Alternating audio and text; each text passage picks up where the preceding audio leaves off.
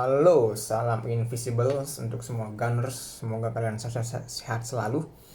Ya, kali ini gue pengen nge-review pertandingan Arsenal semalam lawan Wolves dengan skor 2-1 di kandang Arsenal yang ngebuat gue di babak pertama sangat sumringah, bergembira. Namun berbeda di babak kedua yang ngebuat gue sebenarnya pengen segera cabut dari tempat nobar karena saking ya gitulah ya. Kenapa gue bilang gitu? Langsung kita bahas. Oke, pertama dari babak pertama dulu. Di babak pertama sebenarnya seperti yang gue prediksikan di preview gue sebelumnya kalau kalian nonton, bahwa untuk melawan Wolves di bawah Gary O'Neil yang sekarang, yang dimana dulunya dia dengan Bournemouth-nya itu sangat bertahan, sekarang lebih terbuka. Arsenal sebenarnya cukup bermain lebih efektif. Gue lebih suka pakai kata disiplin karena filosofi Arsenal itu udah terbentuk sebenarnya. Cuman ketika dia underperform ya agak kurang ngena, makanya dia sebenarnya perlu disiplin dan bermain solid aja. Dan terbukti di 30 menit di babak pertama dilibas habis Wolves nggak bisa ngapa-ngapain dan banyak sekali peluang, bahkan peluang besar gitu. Dan akhirnya terbentukkan 2 gol yang sangat bagus gitu, lewat lewat kombinasi yang keren lah pokoknya. Nah, namun tak kenapa sejak menuju menit ke 40-an bahkan sampai di bawah Spanyol babak kedua, itu Arsenal seperti bagaikan perbedaan antara planet Mars dan planet bumi gitu loh, yang dimana di babak pertama itu kayak indah, cantik, pokoknya keren lah.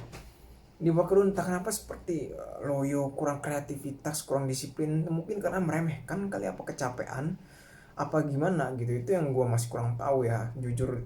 Entah kenapa kayak kurang aja gitu. Akhirnya ya lahirlah golnya Wolves yang bermula sebenarnya dari Arsenal kurang bisa menguasai lini tengah di beberapa momen, akhirnya kesambat ke counter dan akhirnya cereng, tendangan yang sebenarnya udah sempat diblok, maksudnya udah sempat dihalau, tapi emang tendangannya yang ngena dan Raya nggak sempat buat menepis gitu loh.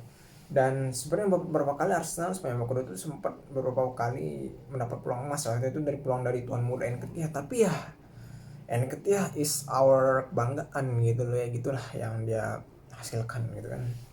Sempat ada peluang gede tapi emang Nketiah belum bisa mengkonversi sayangnya.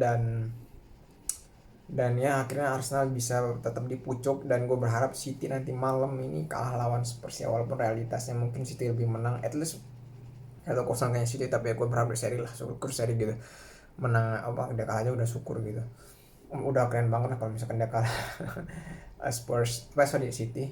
Dan itu tadi sepanjang babak pertama, tapi ada beberapa menurut gue hal yang perlu kita layak highlight dari permainan semalam adalah bagaimana itu Arteta akhir-akhir ini mulai berani mencadangkan untuk merotasi beberapa posisi yang cukup vital, diantaranya seperti di tengah akhir itu Havertz sama Odegaard itu nggak selalu main. Nah itu bagus, gue seneng. Akhirnya ya akhirnya ada persaingan gitu, nggak melulu dia main. Kalau misalkan Odegaard lagi cepat cedera dan sempat juga down, dia sempat digantikan sama Havertz sama mungkin Trossard di sana, kalau nggak mungkin Vieira atau siapa lah di situ. Itu terus juga bek kanan, walaupun Ben White sebenarnya udah mulai fit tapi dia nggak langsung dimainkan, tapi Tomiyasu itu juga keren gitu.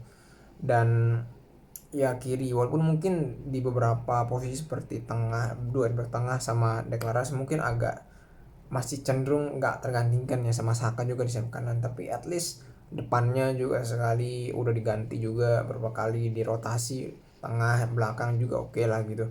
Itu yang buat gue demen ya, dan gue harap di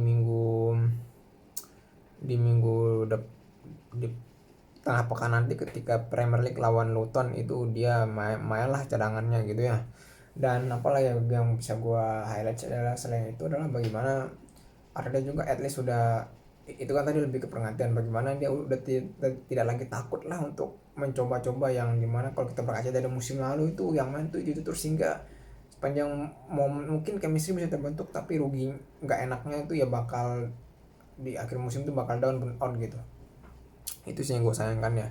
Dan itu aja dari gue, and see you in the next pokoknya seputar berita dan preview.